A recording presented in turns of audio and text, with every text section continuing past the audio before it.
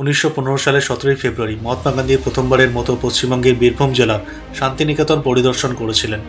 শান্তিনিকেতনে 1915 সালের 6 মার্চ মহাত্মা গান্ধীর প্রথম সাক্ষাৎ হয়েছিল কবিগুরু রবীন্দ্রনাথ ঠাকুরের সঙ্গে। এই সাক্ষাতের সময় গান্ধীজি শান্তিনিকেতনের কাজকর্মে বেশ আগ্রহ দেখান, কিছু পরিবর্তনেরও পরামর্শ দিয়েছিলেন।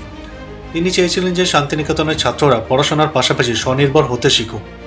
তিনি পরামর্শ দিয়েছিলেন যে শান্তিনিকেতনে ছোটোখাটো কাজের জন্য কর্মচারী রাখার প্রয়োজন নেই। এরপরেই 1915 সালের 10ই মার্চ শান্তিনিকেতনে সেলফ হেল্প মুভমেন্ট বা স্বনির্ভরতার আন্দোলন শুরু হয়। শান্তিনিকেতনকে ইউনেস্কোর ওয়ার্ল্ড হেরিটেজ তালিকায় অন্তর্ভুক্ত করা হয়েছে। ভারতীয় প্রত্নতাত্ত্বিক সার্ভের মতে শান্তিনিকেতন ওয়ার্ল্ড হেরিটেজ তালিকায় অন্তর্ভুক্ত ভারতের 41তম ঐতিহ্য। বহুদিন ধরেই এটিকে ওয়ার্ল্ড হেরিটেজ তালিকায় অন্তর্ভুক্ত করার দাবি উঠেছিল। 1792 সালের 17 ফেব্রুয়ারি কোল বিদ্রোহের মহানায়ক বুধু ভগত জন্মগ্রহণ করেন ঝাড়খণ্ডে। বুধু ভগত ছোটবেলা থেকেই তলোয়ার ও ধনুর্বিদ্যায় দক্ষ ছিলেন এবং ব্রিটিশ শাসনের বিরুদ্ধে বহু আন্দোলনের নেতৃত্ব দেন।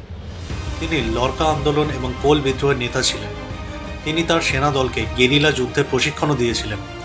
1832 সালের 13 ফেব্রুয়ারি তার নিজ গ্রাম শিলাগাইতে ব্রিটিশ সেনাবাহিনীর সঙ্গে যুদ্ধ করতে গিয়ে তিনি সহযোদ্ধাদের সঙ্গে শহীদ হন। কথিত আছে বুধু ভগতের কাছে দেবতুল্য শক্তি ছিল এবং তিনি সর্বদা একটি কুঠার সঙ্গে রাখতেন। তিনি ব্রিটিশদের পক্ষপাত দুষ্ট জমিদার ও দালালদের বিরুদ্ধে ভূমি ও অরণ্যের সুরক্ষার জন্য বিদ্রোহ করেছিলেন।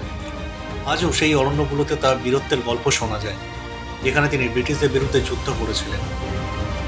1988 সালের 17 ফেব্রুয়ারি বিহারের প্রাক্তন মুখ্যমন্ত্রী কর্পূরী ঠাকুর পাটনায় মৃত্যুবরণ করেন। ভারত সরকার তাকে মরণোত্তর ভারত রত্ন উপাধিতে ভূষিত করে। 1952 সাল থেকে কর্পূরী ঠাকুর ধারাবাহিকভাবে বিধায়ক পদে জয়ী হন। শুধুমাত্র 1984 সালে লোকসভা নির্বাচনে পরাজিত হয়েছিলেন।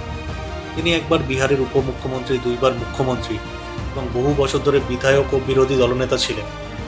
কর্পূরী ঠাকুর সেই বিরল রাজনীতিবিদদের মধ্যে একজন যিনি ক্ষমতার অপব্যবহার করে নিজের বা পরিবারের জন্য কিছু করেননি। একবার তার বাড়ি নির্মাণের জন্য কেউ 50,000 ইট উপহার দিলে তিনি সেই ইট দিয়ে নিজের বাড়ি না বানিয়ে একটি স্কুল নির্মাণ করেছিলেন। তিনি একজন স্বাধীনতা সংগ্রামী ও শিক্ষক হিসাবে তার জনসেবামূলক জীবন শুরু করেন। 1924 সালের 24শে জানুয়ারি বিহারের সমস্তিপুরে তার জন্ম হয়। তার গ্রামের নাম পিতৌজিয়া, যা বর্তমানে কর্পূরী গ্রাম নামে পরিচিত, এবং সেখানে তার স্মৃতির ছোঁয়া এখনও অটুট। 1781 সালের 17 ফেব্রুয়ারি ফরাসি চিকিৎসক রেলে নেনেকের জন্ম ফ্রান্সে হয়েছিল।